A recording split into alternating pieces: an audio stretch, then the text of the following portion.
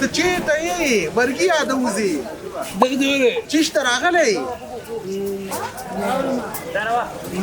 ډوډۍ چاته ماته وایي خدای پاک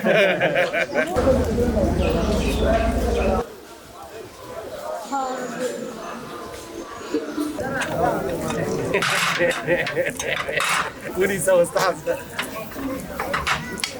ویډیو والا را مینشن کړي ویډیو والا السلام علیکم ورحمة الله وبرکاته 2015 کال 14 رمضان الله رب العزت دې قبول کړي ان شاء الله د نړۍ ټولو مسلمانانو ته به دعا کوو بالخصوصا